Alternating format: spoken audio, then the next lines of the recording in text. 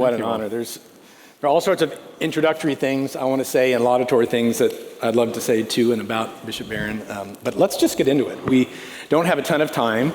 There's so much. We had a really nice dinner tonight with some colleagues, and there's so many avenues we could follow. But tonight, one of the things that Protestants and Catholics hold in common is a deep commitment to evangelism, to the mission of the church to witness to the gospel of our Lord Jesus Christ. Bishop Barron, it sure is fair to say, I think, is one of the great evangelists in the world today. And one of the things I love about that is he does so without ever dumbing it down. And I think we'll talk more about that, but that's a deep commitment of his. So he's a first-rate theologian in the midst of his evangelizing. But we want to just jump in tonight. Good. So I want to start here. Most simply put, evangelism is an announcement of the good news about Jesus. It's not an indifferent announcement, however, but an announcement that hopes for a warm reception by those who hear the good news. Evangelists want people to repent and believe. So, to start, how do we come to believe anything? Oh gosh, I don't know. No, I'm teasing. No, I'm a John Henry Newman man, I think, as you know, and John Henry Newman has this idea of the illative sense, and he says when we come to assent to anything, so whether it's a very simple truth or it's a very high complex belief, we rarely do it on the basis of a clinching argument. There are a few sort of simple basic truths that might come to us just by means of a purely rational argument. But Newman says typically we do so by a sort of congeries of influences, from arguments to hunches to intuitions to conversations to experiences to traditions that are received, from beauty that's experienced, and then guided by what he famously called the illative sense. He invented that term. It just means a kind of instinct for the truth. The same way that the conscience is a kind of instinct for the good, the illative sense assesses all of this, and with its instinct for truth, moves us in the direction of assent. And very often, when you're asked, how come you believe that? We can't say. And that's why my first response was meant to be flip, but not entirely, because I can't always articulate it.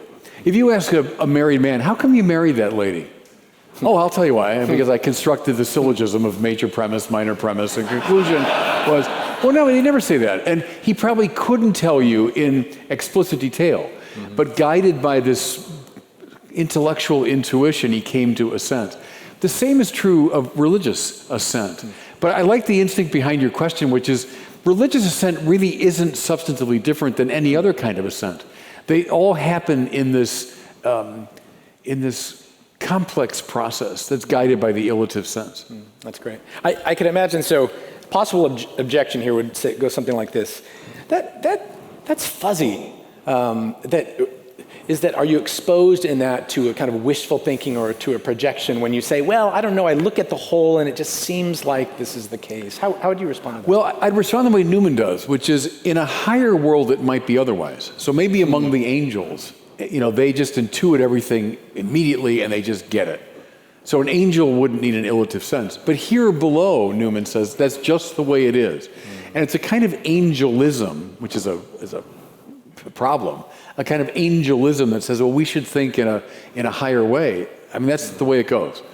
I'll add this. That's why it's so important. See, I don't like René Descartes, the founder of modern philosophy. I tend not to like him for a lot of reasons.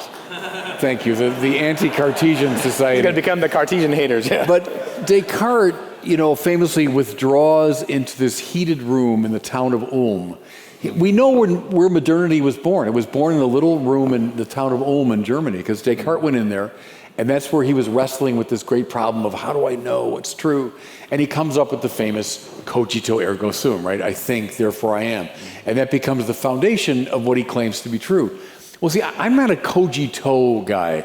As a Catholic, I'm more cogitamus, that we think, that we think together. So you're right. I might have gone through this illative process of my own arguments and intuitions, hunches, experiences. But then the beautiful thing is I talk to you about it. And what do you think about this? And I throw it to you like two tennis players, and I hit the ball to you with my own spin on it, but then you hit it back to me. And then we send it to somebody else. And then we even, like Chesterton said, like the democracy of the dead, is that we let the dead have a vote. So now I talk to Aristotle about it, and I talk to Thomas Aquinas about it. And in that process of the cogitamus across space and time, I come to a surer grasp of the truth. So I think I like the instinct again behind that question, because it's rarely the individual that knows. It's the cogitamus more than the cogito. That's great. You use the analogy sometimes of coming to know a person, and you say it's a similar. Can you walk us through that? I think, I imagine most of us here in this room are people of faith, and I think it's the best analogy. When I'm talking to people who are really rationalistic, they're very naturalistic, scientistic even. What is faith? What do you mean by faith? I always make the distinction. Faith is not the darkness prior to reason. It's the darkness on the far side of reason. The darkness prior to reason, that's just superstition. That's credulity. That's naivete, I'm against all of that. And I think the church classically is against all of that. And we don't want to confuse that sort of infra-rational superstition with faith. Faith, as I say, is on the far side of the light of reason. And then the example of knowing a person, I think, is really illuminating, because when you come to know somebody, your reason plays a role, obviously. You look at the person, you assess that person, you probably Google that person and find out what you can. You use your mind to uncover a lot of facts. Then you might come to know the person directly, and by conversation and so on, you come to know them even better. But there will come a point, and anyone in this room has ever fallen in love, notice the language, falling in love. That doesn't mean I'm in control of the situation, right? There comes a point where that person is going to say something to you that you would never have known from a Google search. You'd never have known from just your own observations. You'd never know from casual conversation. You only know because she has decided to open her heart to you. And at that point, you got to make a decision, right? Anyone that's become a great friend to someone else, you have to decide, now, do I believe that or not? And let's say the person is saying something just crazy that's totally out of step with everything else you know. Well, you might say, no, I don't believe that. That's not trustworthy. But if you've come to trust the person, you've come to love the person, and they say something that's not out of step with reason, but it's not something you'd access any other way. And then you say, yeah, I believe that because I love you and I trust you. I think that's the best analogy for faith, let's say, in the biblical revelation. So, I'll say as a Catholic, there's a lot that reason can tell us about God. I'm happy to use philosophy all that I can, science, mathematics, to understand truths about God. But at a key moment, we claim, God also spoke. Do I believe him or not? Right? Now, that's faith. That's faith. When I say, yeah, I believe, I accept, because I've come to know and trust the person who speaks. I think that's the best analogy for the faith-reason relationship. Nice. If that makes sense. Yeah, that's great. No, that's fantastic. I think I want to talk a little bit about some of your evangelistic work through new media, and just want to start kind of low on the ground. You spent all this time, one of the things I love, you spent all this time engaging in the comments on YouTube, which first says something about the thickness of your skin and your patience. But what have you learned? Whether it's about how to evangelize wisely using new media, maybe it's about the state of the hearts and minds of the people who are watching your videos. What yeah, no, I appreciate that. And I do it much less than I used to. So when I first got started, I started doing YouTube videos. I don't know if anyone's watched any of these videos, but in the year 2007, and YouTube was invented in 2006. So it had just come into being at that point. And all I knew was that YouTube was like a video of, here's my cat jumping off the roof. It was like just silly stuff. But a friend of mine said, we could try something on YouTube. How about you do commentaries on movies or music or what's going on in the world? And I said, oh, okay, I guess so, we could try it. And we had a donation at the time. Someone had given us some money and said, do something creative with this. So we used it to start the YouTube thing. And in the early days, I remember vividly when this friend of mine, Father Steve, who really runs Word on Fire, called me up excitedly. We got 300 people watch the video. And I'm like, no kidding, 300 people watched our stupid video? So but for an academic, 300 people looking at your stuff is a miracle. Right. I mean, this is like. So I was thrilled at that point, you know. So to get things rolling in the early days, I discovered that is the two main things you need is freshness, novelty. You know, if you keep putting things out, and then interaction. So in the early days, I'd spend time going over the comments and responding. As you suggest, there's something very kind of dark and negative about that world. There is, because people are just nasty to each other. That's one of the dark sides of social media. On the other hand, you know what I loved about it? Is people would come on and, you know, they hated God, they hated the church, they hated me, like roughly in that order. but okay, they made some kind of argument. They said, I don't agree with this. I got some traction. Yeah. I can say, okay, it sounds to me like you're not happy with whatever. And let me try to answer that. So even those obnoxious early responses gave me a little traction, a little toehold, right, in that person's world. And then what happened is sometimes these great conversations would start to unfold as okay, he's listening to me. Okay, the guy responded to me, so they would, you know, come back. Hardly anyone on the internet ever says, you know, that's a really good point. I agree with you. I mean, so everyone's got to have the last word, right. But you find out, because people would tell me later, you know I was pretty obnoxious to you on YouTube, but, you know, that really did have an impact on me. Or someone will say, you never knew they existed, but, you know, I watched that thread that you had with that guy, the back and forth, and that really impacted me. So in the early days, I did it much more. Now I can't. I mean, occasionally I'll jump on and respond, but in the early days I did. And it did give me a sense of evangelical confidence, you know, because here are people, let's face it, would never darken the door of one of our churches. Yeah. You know, 99% of people who come online, they're not going to come to our programs. Here's a program on faith and reason. They're not going to come to that. Yeah. But I do a commentary on some film that everyone's talking about, and hey, there's this priest talking about the movie. I'll watch that. So I like that about it. I think that's a gift. I said this, in fact, in Rome. I was a delegate to the Synod on Youth. It was back in 2018, which was a month-long gathering of bishops with Pope Francis. He was there every day to talk about young people and how to reach them. And I said, you know, we are going through a crisis of disaffiliation. We all know that. A lot of people leaving our churches. I said, but isn't it interesting how precisely at this moment we've been given this gift of the social media? We're people that would never come to our churches, but yet I can move into their world to some degree. And so those early days when, hey, with 300, we've now, your president was a little bit behind, we're almost at 100 million views on YouTube.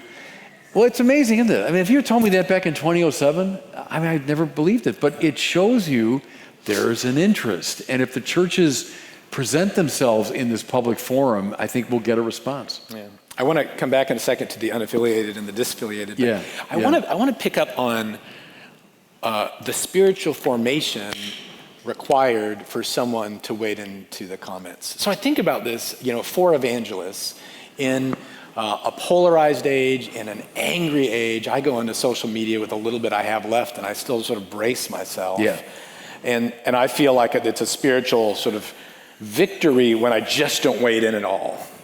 Yeah. So can you talk about just how someone can be formed in such a way to be able to do that with grace and strength and confidence? And yeah, I'll say a couple things. It's a good question.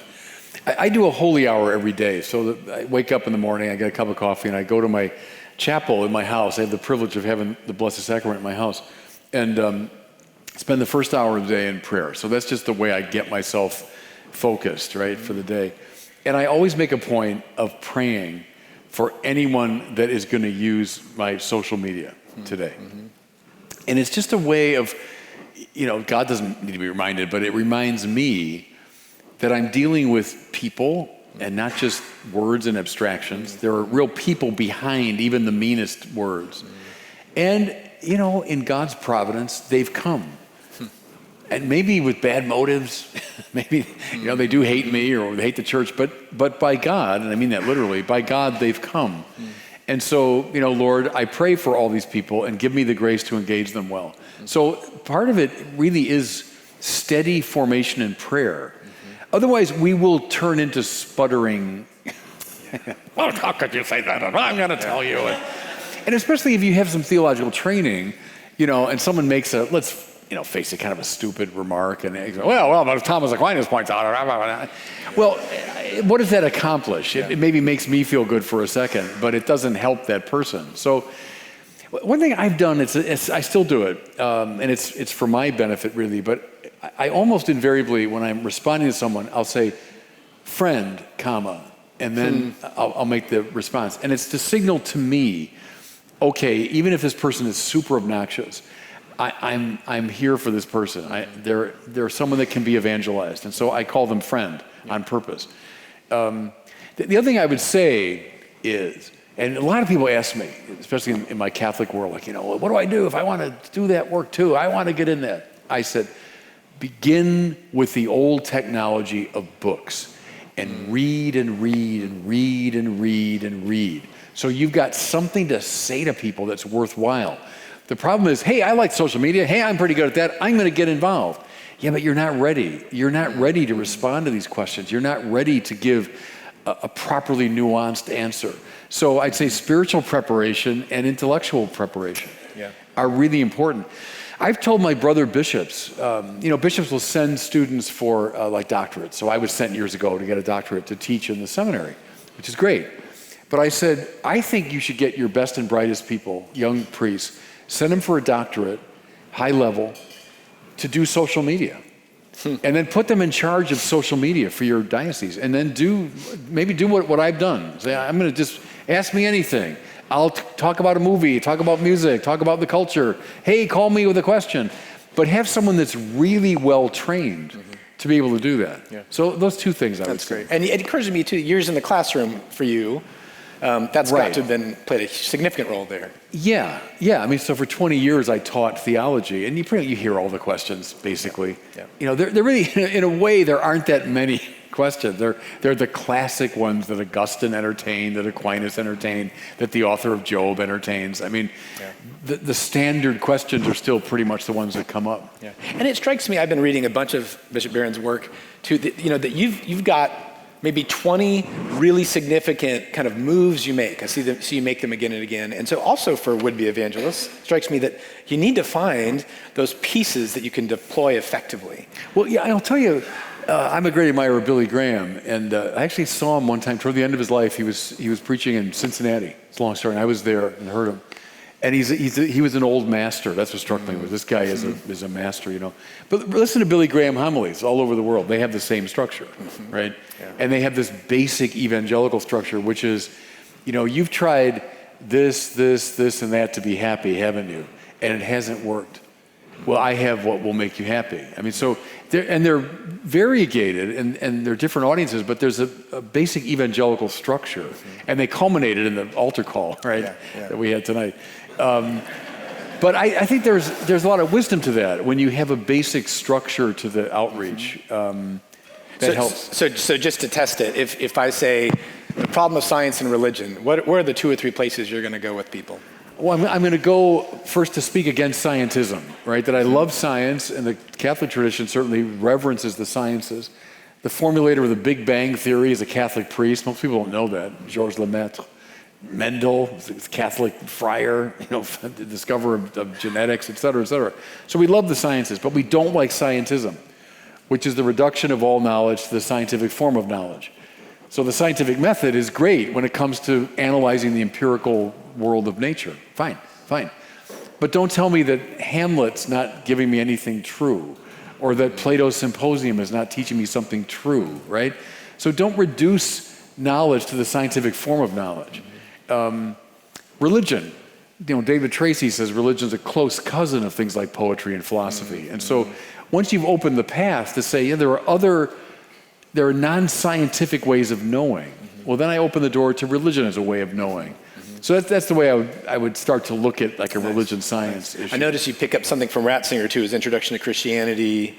There are two propositions about the emergence of science from the Christian faith, too. Right, which I think it's very important for, again, I'm presuming most of us are Christians in the room. The sciences, in a very important sense, came from religion. The myth, and it is a myth, of the hostility of religion and science. All the great early scientists, they're all trained in church-sponsored universities, which is where they learn their mathematics and their astronomy and so on, their basic, physics. But more importantly, it's these two theological ideas, really growing out of the idea of creation, namely that the world is not God. It's very important because if you think the world is God, and a lot of people do, look at a lot of the New Age today, but whether it's forms of paganism or animism or different types of nature religion, that nature is divinized. Well, if nature is divinized, you'll worship it, but you're not going to experiment on it or cut it up and analyze it. And so, but if the world isn't God, the world isn't divine, well then, I can experiment and so on. The second assumption is that everything in the world is imbued with intelligibility. That's the Ratzinger idea. And that's the assumption, and I don't know any word for it except mystical, because it's not itself a scientific conclusion, it's an assumption. All the sciences have to assume that the world is intelligible.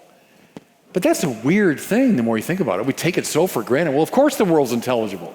So I'm a physicist, chemist, biologist, psychologist. I'm going to go out to meet a world that's marked by patterned intelligibility. Well, yeah, but why should that be the case? Why should that be the case? Unless there's someone like an intelligence behind the intelligibility of the world. So when those two things come together, the world isn't God, but the world is fully imbued with intelligibility. Now the sciences get off the ground. Yeah. And so it's no accident they come up out of a Christian milieu, Yeah. And I think that's something that even a lot of Christians don't understand. Yeah, that's right. And by the way, I wanted to bring up the Ratzinger for you all, because when I hear someone like Bishop Barron, I'm amazed and intimidated, and I think, well, that's not something I can do. This feels like an inimitable thing. He's a special person with a special intellect and a special gift for communication. But I wanted to bring it up because notice he said, what you do if you want to be an apologist, an evangelist, you read.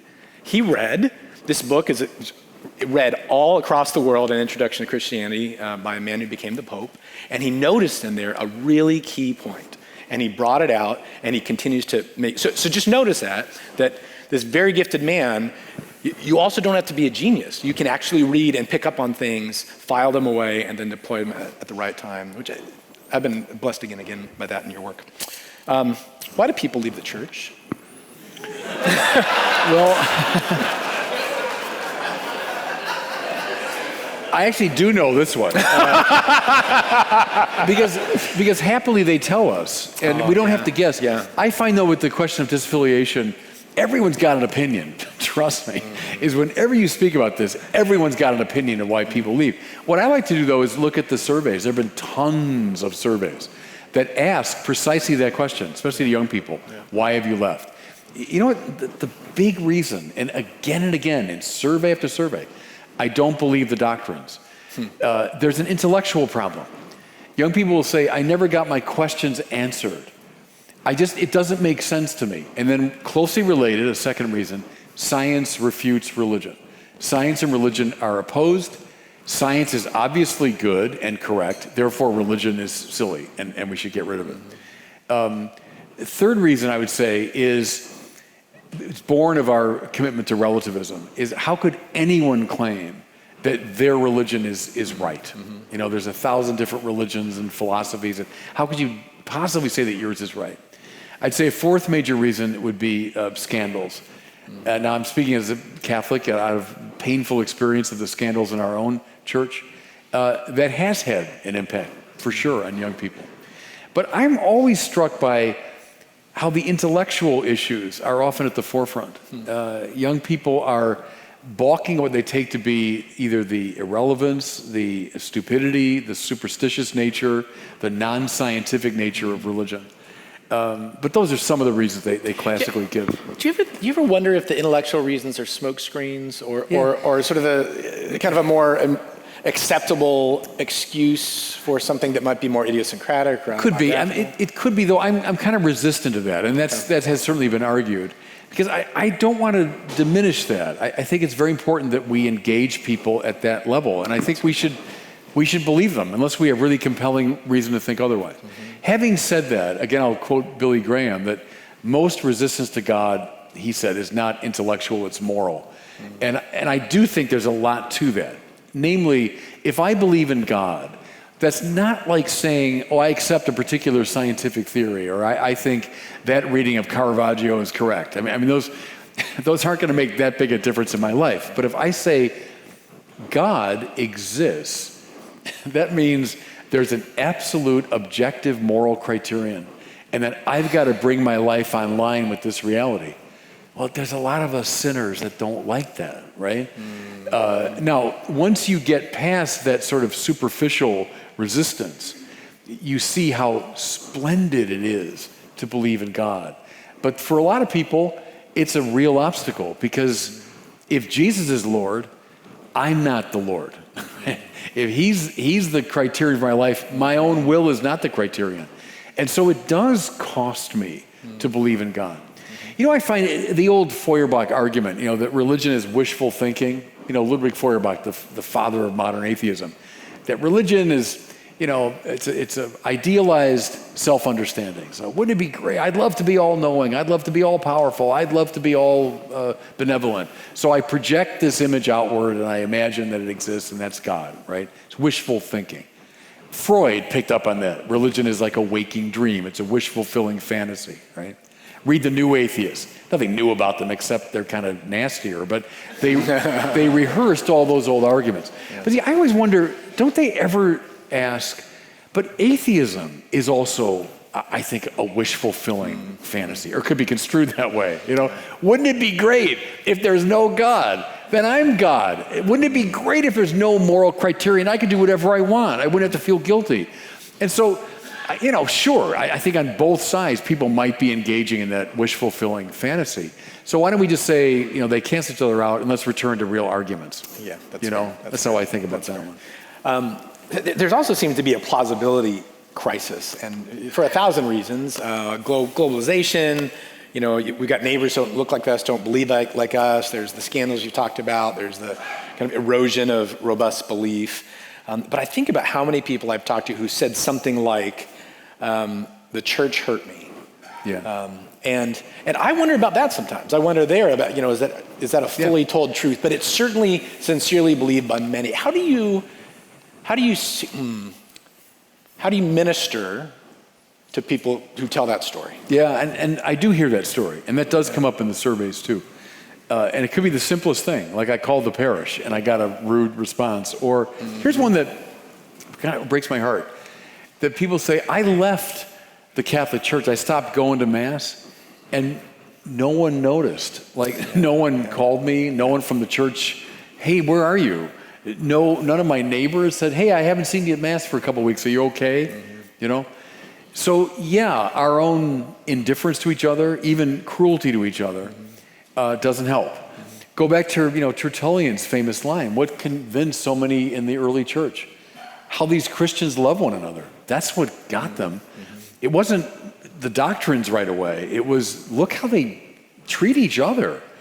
And we talk about the internet stuff, the social media. I've scolded my fellow Catholics publicly on this, because occasionally, and not just on my site, a lot of other ones, the battles that go on are so stupid and intense, and I'm saying, left and right. And I'll tell you a story. See what I'm doing right now. This is called the pectoral cross, right? And bishops wear it. I have it out now, which should make some people happy, because what we usually do is we tuck it in here, just because when you're walking around, it starts, trust me, if you wore one of these, you know why we put it in there. Well, I'm not joking. The number of times, if I'm on a video or something and I'm like this, why are you hiding the cross away? You're ashamed? You're ashamed of the cross? I'm like, yeah, I've been a priest for 36 years because I'm ashamed of the cross, Well, the other day, I'm not making this up. The other day, it was Easter homily, they used a thumbnail. It was a picture of me saying Mass, and I'm wearing a chasuble, which is the big, vestment on the outside of the alb.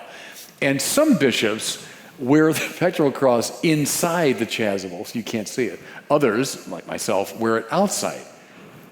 I got a 4-paragraph excoriating criticism of wearing the pectoral cross on the outside of my chasuble. Goodness. And I've always found, Bishop, that bishops that do this, have a deeper underlying psychological problem. I thought, okay, this guy decided the best way to spend my morning is by writing 4 nasty paragraphs. Now, here's the point I'm making, because I'm used to this crazy stuff. But imagine someone now who is a sincere seeker after the Lord, and they, hey, this Bishop Barron, I hear he's a Catholic. Let me go on his website and find out what he's saying. And maybe they start listening to the homily, but then they're reading the comments, and they come across this guy who's obsessed with where you wear the pectoral cross. The way we disedify people by our own stupidity and nastiness to each other. So one of the best things we could do, I think, in ordinary social intercourse and on the web is let's be nice to each other. We Christians, we Christians should be pleasant to each other and friendly. That has enormous evangelical import. And so you're right, that our own nastiness can turn people away. I know it does. Let me ask one more follow-up on people hurt by the church, and I'd be more comfortable if you tucked it in. Yeah, I know. I am ashamed of the cross of Jesus, which is why I've been a priest for 36 years. Oh, man. And this isn't pulling out Catholic dirty laundry, because evangelicals have a lot of the same dirty laundry these days. Yeah. But going back to scandal, I texted my favorite lapsed Catholic today, one of my oldest friends, and I said, what would you ask the bishop? You're coming at this from he's Catholic, I'm a Protestant, he's lapsed. And we have good, frank conversations, and I just love him dearly. And he just went straight to the sexual abuse scandal and just why hasn't the church done more? And so I don't so much want to know why hasn't the church done more, but can you talk about how I just read your letter to a suffering church, about how you responded to that? Yeah, it's been god-awful. When I was ordained, 1986, it was not on the radar screen at all. I'm a Catholic insider, born and raised in Catholic, brought up through Catholic institutions. And may I say, like the vast majority of Catholics, never had the slightest difficulty with any priest. No one ever abused me in any way. And that's true for the overwhelming majority of Catholics, so that's important to say. But this issue of clergy sex abuse was not on the radar at all. It was in the early 90s in Chicago that it came on. And it's like a cloud. It's been like a cloud over my whole priesthood, practically. I mean, almost all the years I've been a priest, there's been this scandal. And I called it in that book you referred to, the devil's masterpiece, because the devil, there's a story I've told before, it's a true story. I'm at this conference, and I'm wandering around the area where the books are, and I forget why, but I was the only one there. And there's this lady behind the counter at this publisher, and she goes, "Oh, you're Father Barron, aren't you?" And I said, "Yeah." And she said, I like what you're doing. And she said, the devil is very unhappy with you. And I said, well, I hope so.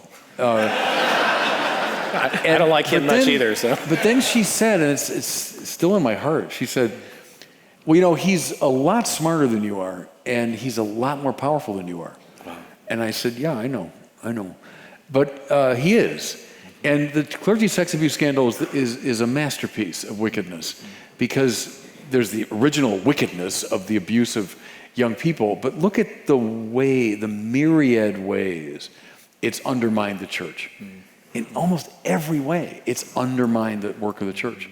And so, your friend, and like many others, I'm gone because of that. Well, the devil is delighted with that. So it's been a nightmare. It's been like this dark cloud. It's been a demonic masterpiece, I would say. The church has responded, and that's important to point out. It has. The Dallas Accords 2002 became a model for a lot of institutions as they responded to this problem. And it's also fair to say, since those accords, the numbers have fallen off the table. So there was a great increase in this thing from the 60s through the early 80s. And that's been well documented, that's where the numbers really climbed. they fell off the table. So it has come much more under control. One abused kid is way, way, way too many. Absolutely true. But progress has been made, I think, institutionally. And God knows we paid, I mean, quite literally, the church has paid out hundreds and hundreds of millions, billions of dollars. Money that could go to the poor and could go to catechesis and education and evangelization. Again, part of the devil's masterpiece, I think. So, it's been a horrific nightmare for the church. And one thing, partly what I wanted to ask, I was so struck by your biblical work, going through Sodom and Gomorrah and Lot and his daughters, a number of places, and your work just sort of airing some of the ugliest moments in the history of the church, because it was non-defensive. It sort of looked the issue straight in the eye, but also kind of panned back to show the wider context. Because I think whenever there's horrific suffering, we have this experience that it's the sort of thing that has no analogy, and therefore it's the sort of thing, it's the one thing that we can never come to the other side of. Mm-hmm. And I found it really powerful the way that you didn't diminish it at all, but also saw it in the course of history as something that sadly has happened too often. Yeah, something we said at dinner, how the Bible just provides the template for all of life. I mentioned I'm with Karl Barth. The purpose of preaching is really to draw our experience into the Bible, not the other way around. Like, experience shouldn't become the measure of the Bible, but the other way around. And on this issue, the Bible is so good. It's so clear. It's so clear-eyed about human depravity. And one form of that, of course, is sexual abuse. Yeah. And the cases you mentioned. And then look at David and Bathsheba, David, the sweet singer of the house of Israel, the great King David. And then we watch him on the roof of his palace, not listening to God as the young David did, right? That was David's spiritual genius, was even the simplest things. He asked God, what do I do? And followed the will of God. But how beautifully told that chapter of 2 Samuel is, because he's up on the roof of his palace, not listening to God, but acting like God, surveying the whole thing. And then the Hebrew, he has him barking these orders. He saw her, he ordered, she came to the... It's David acting like God and abusing his power. And gosh, how frank the Bible is. Then to cover it up, murder.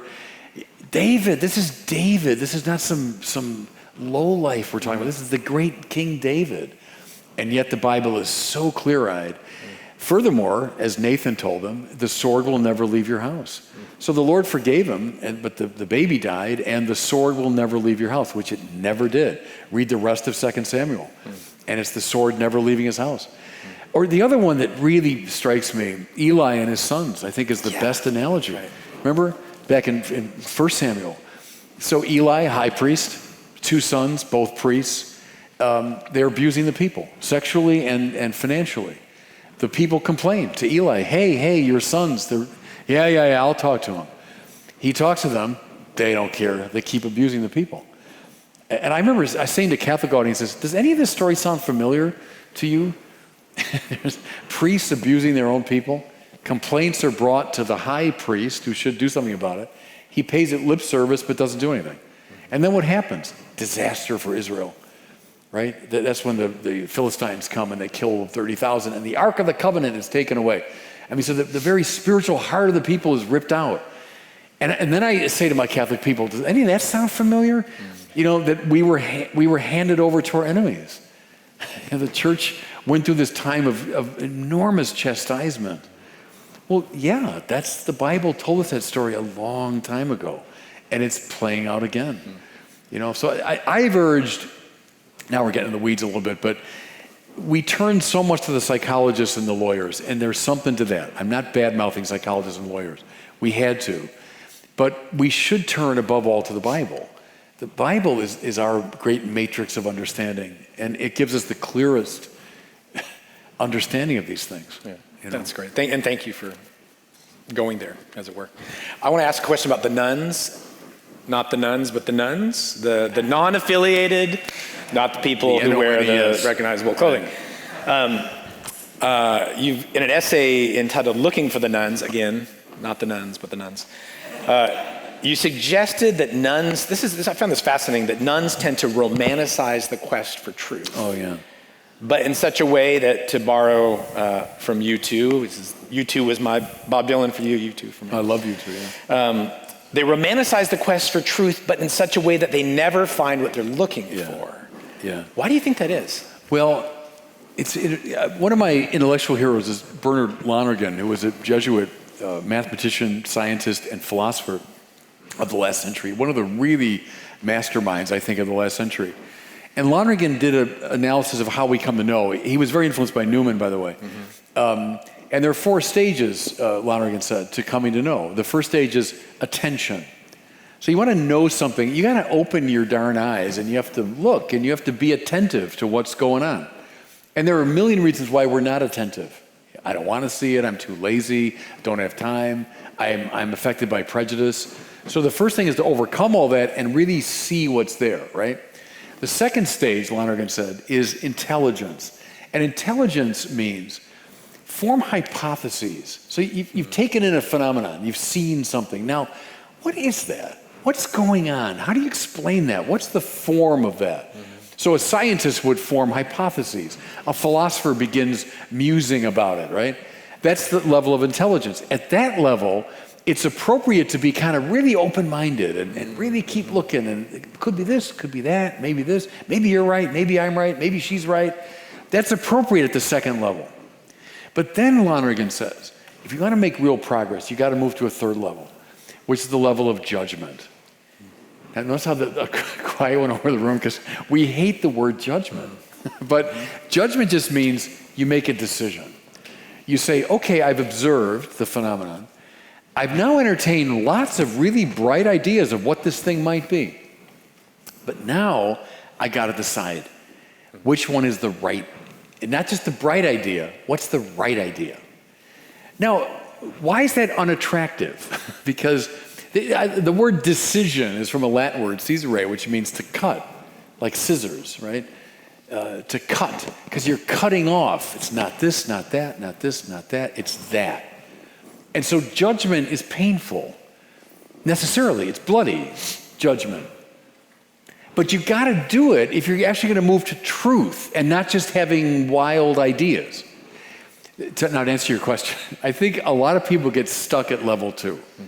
Is they say, oh, yeah, it could be this, and you got a good point, and you got a good point, and yeah, and I'm not going to judge you, and don't you judge me, and let's all just kind of tolerate all these wild points of view.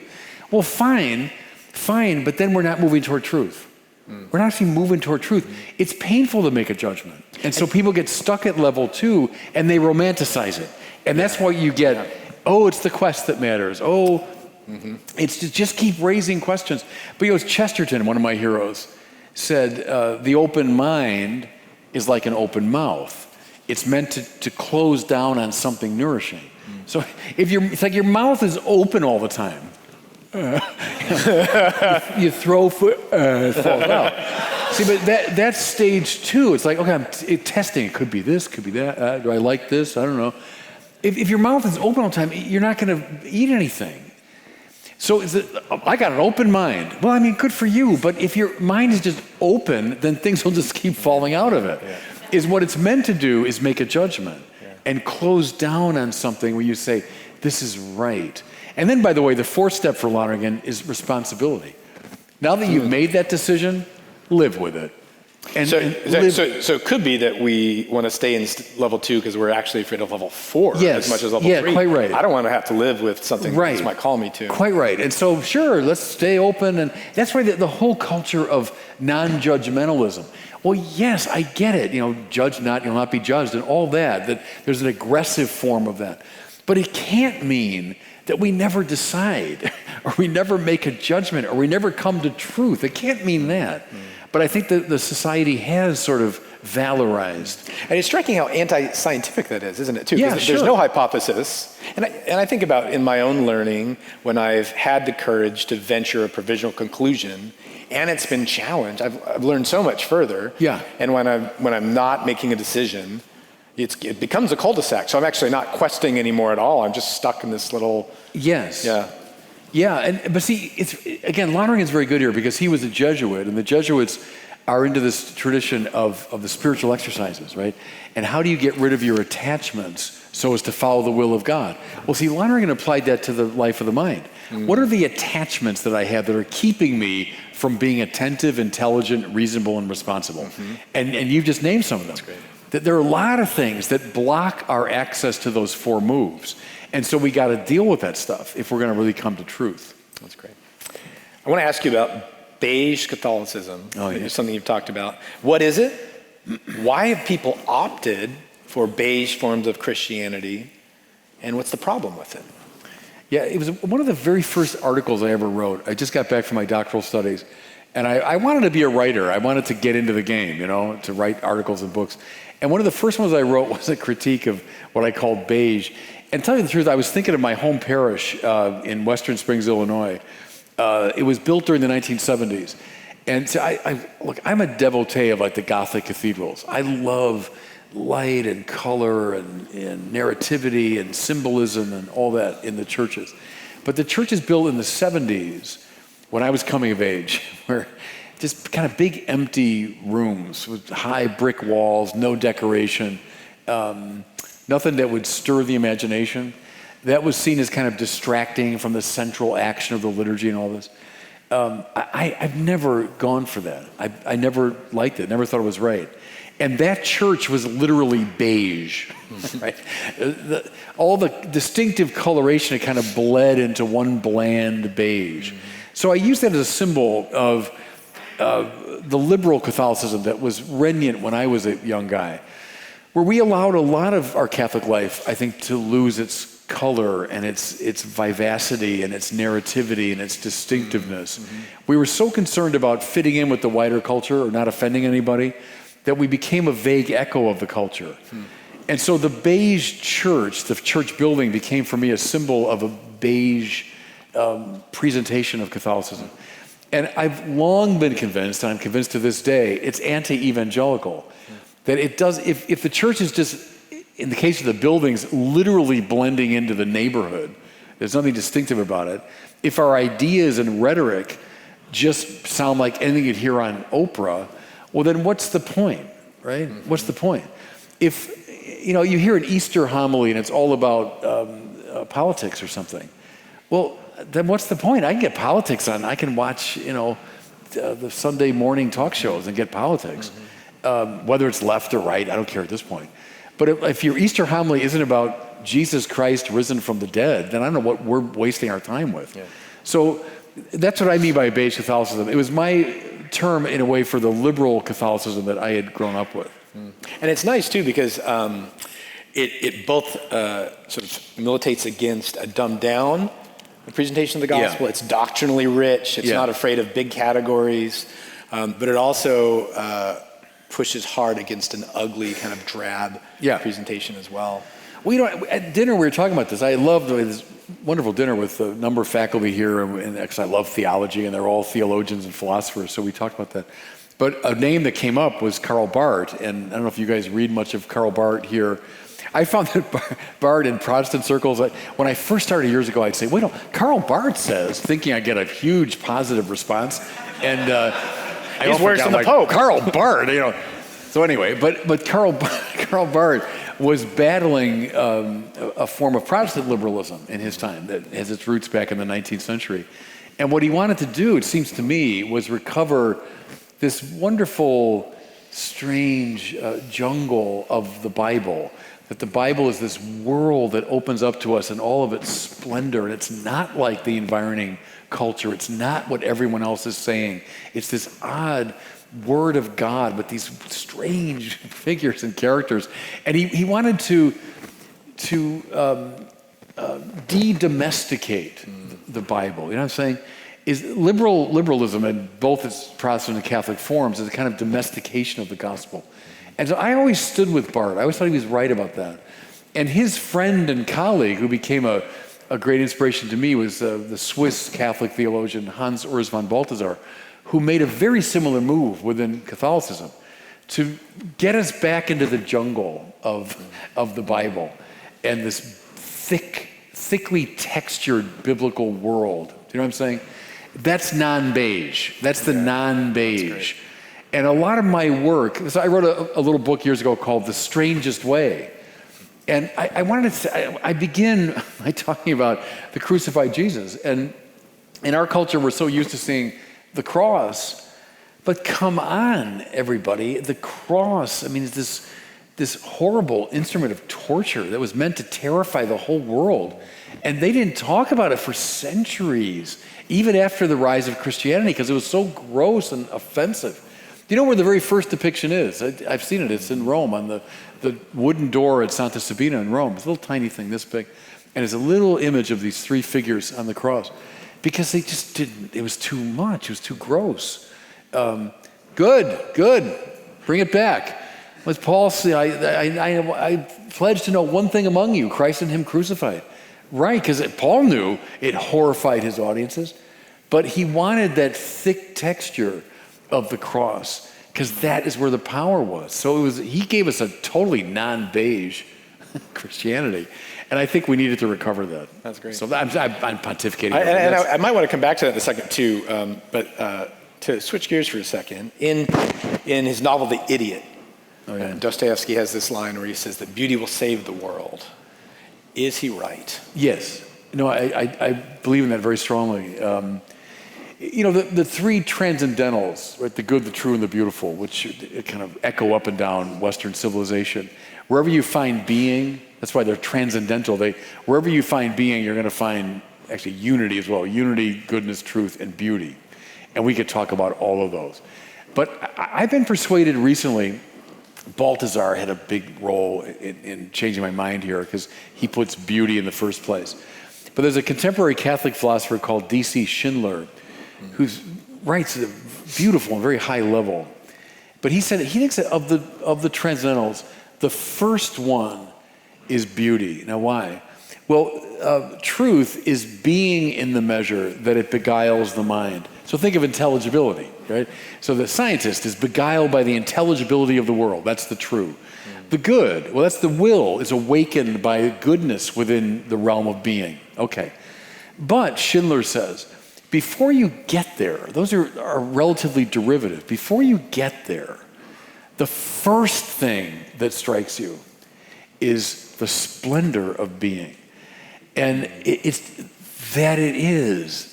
There it is. The beautiful, the splendor of things first gets our attention. So Balthazar says it's the smile of the mother. It's a beautiful image. Think of a little baby looking up into the smiling face of his mother. Well, the baby isn't thinking about truth or goodness. The baby's thinking about beauty, right? It's the splendor of the mother's smile that awakens the baby to being, right? I think that's right. And then I'm going to apply it more practically. Today in our postmodern culture, what do people hate? Being told what to think. Who are you to tell me what to think? I got my own truth, you got your own truth, right? So truth raises the hackles. If there's something even more objectionable, it's the good. Who are you to tell me how to behave? Don't tell me how to behave. I tell myself how to behave. So the good tends to turn people off. But the beautiful, it's not as threatening, right? Hey, look. Like even coming in here, how striking this is. And when I walked in that door, like, wow, look. I'm not telling you what to think or how to behave yet. We'll get there. He is a bishop. Right, but that's how it works. See, because the transcendentals are related to each other. So it has to work that way.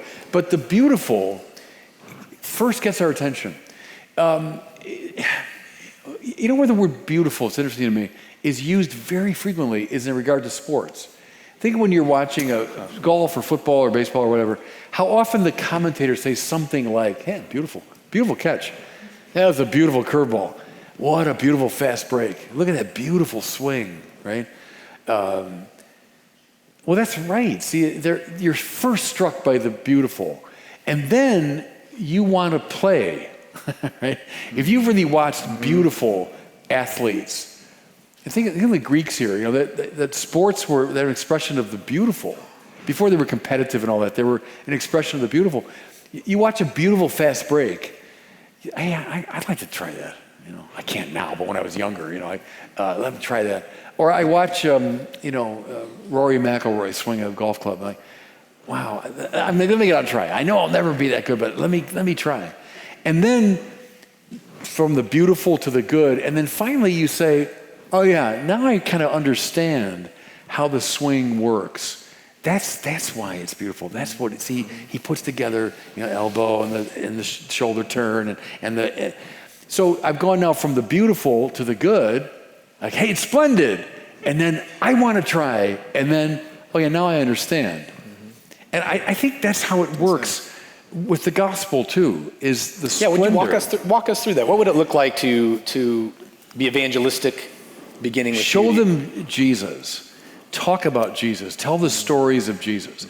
Put the cross, what does Paul say? The cross was displayed before you. Christ was displayed as crucified before you. Now, from my Catholic background, the saints. Begin with the saints. Look, Mother Teresa. When I did this thing, a 10-part series called Catholicism, and I went all over the world to do it. And I'd never been to India before, and we got to Calcutta, which is one of the poorest cities in the world, right? And it's horrifying in a way to be in Calcutta. And then we go right to the worst section of Calcutta, and that's where Mother Teresa's nuns are. And these mostly young women in those beautiful blue and white habits. And there they were, I saw this, pulling maggots out of people's ears and stuff. And with these radiant smiles. I don't know, your life changes when you see that. What you're seeing is beautiful. How beautiful that is. Look at the beauty of that, And then the saints have that effect on you. I want to try that. I should live more like that. And then maybe in time, I'll understand, oh yeah, those are the dynamics of this life. I come to understand it. So show them Jesus. Show them the great biblical patterns. Show them the saints who are exemplifications even now of the biblical patterns. And then draw them in that way, I love the example with Mother Teresa because I was wondering earlier when you were talking about the offense of the cross. One thing you could say is, wait, it could be that the cross is just not beautiful at all. Yeah. So there's a tension there, but I love how you come back with Mother Teresa and can speak of the clearly, maybe we call it a moral beauty, but the deep spiritual beauty of what you saw. Because it's a very interesting thing in the history of the Catholic Protestant debate, because Luther was uneasy with that language, of glory, and didn't like a theology of glory. How interesting that von Balthasar writes 7 volumes called Herrlichkeit in German, which means the glory, right? So Balthasar, who is a great friend of Barth, had deep appreciation for Luther, but said, no, I'm going to give you 8 volumes of glory. And he actually played on that idea of the cross, that yes, in the conventional sense, how horrific and ugly the cross is. But what do you see on the cross? Aquinas says the beautiful occurs at the intersection of integritas, consonantia, and claritas, meaning I'd say wholeness, harmony, and radiance. What you see, Balthasar said, in the whole life of Jesus is the great concordance or harmony between the divine and human wills, between his divine and human natures. Where does it come to full expression? In the obedience of the Son on the cross. And so you see in the integrity, the wholeness, the unity of his life, the coming together of the natures. And what is that? Well, it becomes splendid. It becomes radiant. It has claritas, And didn't he himself say, I'm the light of the world. I'm the light. I'm the source of the splendor of the world. The transfiguration, which shows his splendor, but what's he talking about? But his transition, his exodus, his passion. So the cross, yes, is ugly in the conventional sense, but if you see with the eyes of faith, it's a supreme expression of the beautiful. It's the glory of the Lord revealed, Well, and often when you talk about the evangelistic role of beauty, you talk about its arresting character anyways. And so that strikes me that that's another way that the cross in its very horror can play a similar role. It can arrest a person. I got that from Balthasar too. We talk about aesthetic arrest. It's a cool idea, isn't it? That the truly beautiful stops you in your tracks. Yeah. And think of we're leading our ordinary lives. We're making our way and we're moving. But then the beautiful breaks through and it stops you. It stops you from doing what you're doing or thinking what you're thinking. It stops you And then Baltzar says, it sends you on mission. So once you've taken it in, then you say, I want to share that with other people. I want them to know what I've come to know. And so he would say the beauty of Christ, and this is, it's the resurrection here, really, isn't it? The beauty of Christ, the splendor of the Lord, stops us in our tracks and then sends us on mission, so we become evangelizers of it. Remember, if you were a student of literature, the great James Joyce, who's a deeply ambiguous figure, Catholic, of course, Irish Catholic, deeply imbued with the Catholic spirit, left the church, hated the church, but remained, I think, Catholic in spirit. But what does he say at the end of his Portrait of the Artist as a Young Man, his great autobiographical novel, is, I shall become a reporter of epiphanies. So he had an epiphany, a manifestation of the divine. And now my job as a writer is to report epiphanies. That's pretty good. See, because remember in the book, his alter ego wants to be a priest, Stephen Dedalus, and then decides, no, I'm not going to be a priest. But he became a kind of priest because as a novelist, as a poet, he became a reporter of epiphanies. Evangelists do something similar, I think. Yeah, that's great. Oh, there's so many more questions I want to ask you about that. It strikes me that you said that Catholicism, the documentary series, might be your life's work. You could happily die and point to that as a legacy. How does that exemplify this leading with beauty? Well, that was very much in our minds when we made that series. I was inspired, maybe some are old enough in the room to remember Kenneth Clark's Civilization. Remember that show? Kenneth Clark was a great English art historian, director of the not the British Museum, but the National Gallery in London. Did this show back in the 1970s when I was a kid. And he went all over the Western world and he showed the great works of art, the paintings and sculpture and buildings and so on. And it just captivated me. I love that show. And he was this kind of quirky English eccentric guy, brilliant, little tweed suit, and he's clambering over rocks to show you things. But I just loved that show. And so when I, started this ministry, and one of my board members said, hey, Father, if you're dreaming big, what would you dream about? And I said, a Catholic version of civilization. So I laid that out, that I'd go, like Kenneth Clark, all over the Catholic world, and I would show the great monuments of Catholicism, the beauty of it, as I talk about the truth of it. And they said, well, why can't you do that? And I said, well, I need to get permission, first of all, from my bishop, and then secondly, I need about, $6 million. And so, make a long story short, we ended up eventually getting both those things, and we did it, and we did that series. And it was very much in my mind that I'm going to lead with beauty. We're going to show the beauty of the faith as I talk about it. I was against dumbed down Catholicism, and I was against a beautified Catholicism, and I wanted both those to come to the fore. Who's the most beautiful saint? Most beautiful saint? Well, my great hero is Thomas Aquinas. And there's a lot about Thomas that would correspond to the beautiful. My motto, when you become a bishop, you have to choose a motto.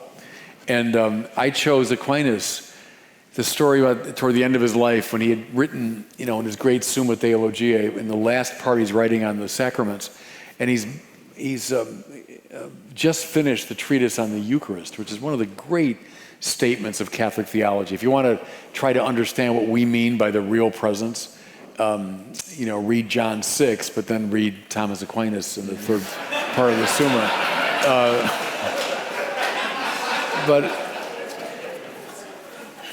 But he put, according to the story, very dramatically, he put the text at the foot of the cross as if to ask judgment on it because he didn't know if he had done justice to the sacrament. And the story is that the voice came from the cross and said, Bene scripsicide me Toma. So Jesus spoke Latin to him, of course. You've written well of me, Thomas. What would you have as a reward? And he said, non nisi te Domine, which means I'll have nothing except you, Lord, which is such a great answer because, and that's what I took as my motto. I took non nisi te Domine. Because it's just that it's summing up your life. What do you want, right? What do you want? Oh, I want pleasure. I want power. I want money. I want honor. I want a big career. Who cares? I mean, those are all fine things, but only if what you really want is the Lord. And then he'll show you how to use those things, right? But if you say, no, what I want pleasure and power, and then your life will be a mess. And welcome to the sinful world that we all inhabit, right? Because we seek all those things. So that's what I find beautiful in Aquinas, is that move, the non nisi te domine. That's lovely. We're running out of time, so can we do a speed round? Yeah, Just a couple sure. questions. What's one thing you wish evangelical Protestants knew about Catholics? Really knew? How biblical the Mass is. Great. Let me say this real quickly. Thank God, the evangelicals have helped us so much. I say this very humbly as a Catholic. Though, obviously the Bible's always been part of our life, but thank God for evangelicals for bringing so to the fore the Bible. And ever since Vatican II, it's been a huge emphasis within Catholicism. We haven't done it that well, to be honest with you, but we have the resolve to be biblical. And then I think the evangelical focus to really proclaim the Lord Jesus and to do it in a not ashamed, do it with panache and with confidence. We got a lot of that from the evangelical world, thank God. Yeah. But I guess so the one thing I'd want is that evangelicals realize that the most distinctive Catholic thing, the Mass, is entirely biblical. From the sign of the cross to the greeting, which comes from Paul, the Kyrie, right, which comes from the Bartimaeus story. The first reading comes from the Old Testament, the Psalm from the Psalms, the second reading from the New Testament, the Gospel. The Creed is some summary of history of salvation. You have the Barakah prayer from the Old Testament. You've got the institution narrative from the Synoptic Gospels. You've got the Our Father. You've got the Lamb of God from some John the Baptist. I've just walked through the whole ritual of the Mass. And there's something beautifully, austerely biblical about the Mass. So that's what it would be. That's great. And then another speed round.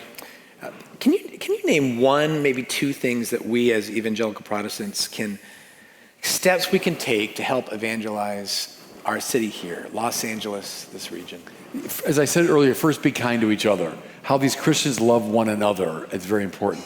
Secondly, I'd say, and you're good at this, let the language of the faith be on your lips naturally. Don't hide it. We Catholics are bad at that. We tend to hide it, and we want to whisper it among ourselves, or it's like our little private hobby. Let it be on your lips naturally. Let people see the joy you have. And then also I'd say, following St. Peter, always be ready to give a reason for the hope that's in you.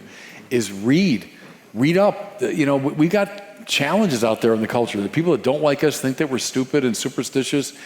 Be able to answer their questions. And those are all things we can do. That's great. So finally, just in a minute or two, I suspect that many young evangelicals are shy about the work of evangelism. Yeah. And I can think of a bunch of reasons. Maybe it's because all the evangelical church scandals. Maybe it's a response to an arrogant argument culture and a reluctance to wade into treacherous waters. Maybe it's a lack of confidence in the solidity of the Christian faith. Maybe it's simply a failure of nerve. But I wonder if you could just, in a minute or two, cast a vision for us of the beauty of evangelism and the part that an average layperson can play in it. Oh, that's the question, isn't it? The beauty of it is declaring the lordship of Jesus. Go right back to Paul, right? Jesus Kyrios. That's what Paul says. That's why I end up in prison a lot, right? Because what people said at the time was Kaiser Kyrios, Caesar's the Lord. And so when Paul started saying, no, Jesus Kyrios, that was deeply subversive, and it was meant to be subversive. I think in the beginning of Mark's gospel, when I've got Evangelion for you. Evangelion was the good news of an imperial victory. When the emperor or general won a battle, I'd send Evangelion, and Mark is saying, no, it's not about that. I got good news. It's about Jesus, not Caesar. In fact, someone that Caesar put to death. And just to rub it in, I'm going to call him Weos tuteu. I'm going to call him the Son of God.